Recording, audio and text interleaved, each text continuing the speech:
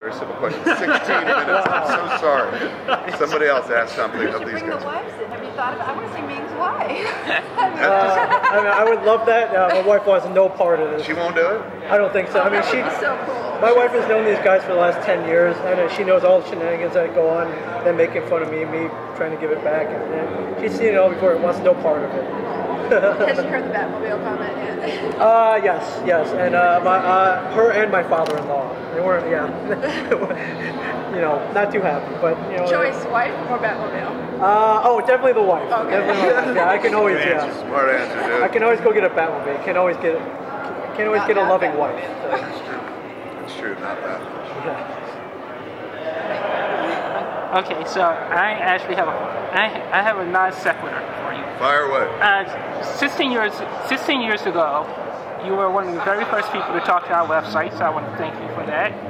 And 16 years later, your life has been kind of like an open book. And I was just joking with a friend of mine, the reporter who did the original interview with you, because we're putting together a collection of our best interviews.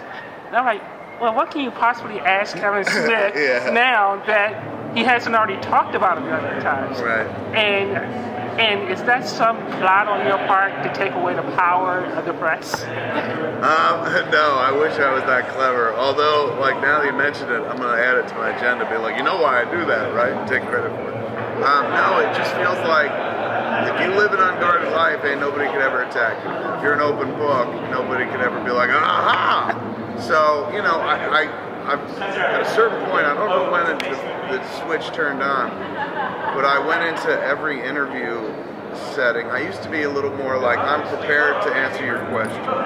And now I kind of go into an interview setting, not so much like this, but definitely on radio and TV, where the window is very limited.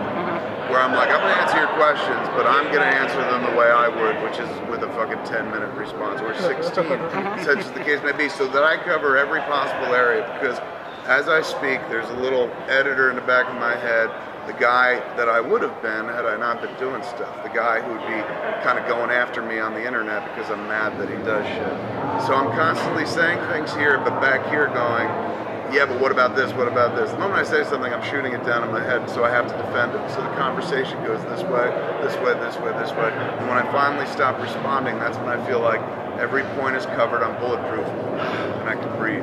So I don't know when that happened, man, but I'll give credit where credit's due. First person I ever watched interview that I loved to watch interview and loved to read interview, somebody who was flat out candid, was honestly a role model. The reason I talk the way I do today in interviews, or just in general, the reason I'm an open book is because I watched this individual speak for a few glorious years. Let me say 2-3 glorious years. It set the standard for me, and then when he put the flag down, I took it and ran with it. Ben Affleck.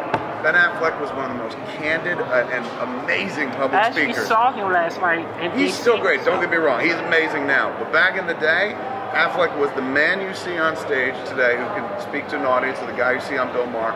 But he was also the guy that was never afraid to be like, and another thing!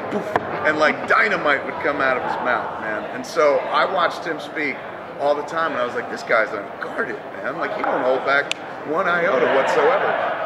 At that point, I was like, I'm going to be like Ben, man. I'm going to express my opinions everywhere. What's the point of holding back? And then in I think it was 99, it was 99, we're working on Dogma. And Dogma had a bit of a shit surrounding it because Disney didn't want it and Michael Eisner wanted it sold. So Harvey and Bob sold it from Miramax to themselves to get it out of the Disney family and stuff like that. And there was a reporter named Jeff Wells. He does a website now called Hollywood Elsewhere. Hollywood Elsewhere. But back then, he worked for Mr. Showbiz. Remember Mr. Showbiz? Gone but not forgotten Mr. Showbiz. Forebearer of us all on the internet. So Mr. Showbiz, I think, is Jeff Wells working for him. He interviews Ben, and he says this thing where he goes, look, man, Michael Eisner, blah, blah, blah, said this kind of thing, blah, blah, blah. What do you say? And Ben kind of goes into this response. This was on the internet. He read, Jeff had written something in a piece, and then Ben was responding to what he'd written in the piece. And I guess based on the piece, it was conjecture. So Ben writes this awesome, kind of response, a rant, if you will, on our whiteboard at the time, which looked quite a bit like Reddit looks now, calling him out, calling out the journalist. And he had one of my all-time favorite lines where he's talking about Jeff Wells, and he goes, Jeff Wells wouldn't know, no, he goes, Michael Eisner, because Jeff Wells maintained, he kind of, in the piece, made it seem like he knew what Michael Eisner was thinking or knew what was on his mind or whatever. So Ben writes, Michael Eisner wouldn't know Jeff Wells if he drove past him at a highway underpass and saw him with a sign around his neck that said, "We'll write senseless horse shit for 2 bits." I love that. That might have been the switch for me, because I was like, holy shit, he really fucking, he just bit the hand that fed. This is amazing. He's being honest and funny and shit. So it was a glorious moment and whatnot. And it was just like, oh shit, you got him. Jeff Wells posted under it about 2 minutes later, here's the written transcript of my interview with Ben Affleck. And it was literally what Jeff said that Ben said and the opposite of what Ben said that he had said. And that was the moment that he kind of like stopped being, or started being a bit more circumspect with what he said. Now, I always bring that up to him and be like, dude, you should be that guy again, man. Whatever happened to that guy? And he goes, Kev, you got to know your audience. That's the difference between you and me. He's going, for you, everyone's the audience. He's going, but me, I like to know my audience. But he was the guy. His candid speaking back in the day was kind of what made me the public speaker I am today. Because I think that's what makes you so unique, is the fact that it's not even that unique. You just lay it all out there, and we all feel like, you know, we know you. It's more than you ever care to know. You know, that's I over-provide information and whatnot. I'm the Ron Paul of comics and film. You know, make a lot of sense, but people are like, he's everywhere, and he makes too much sense. Look at somebody a little more controversial. Thank you guys. We're going to switch. Thank you. All good. Thanks, guys. Mike,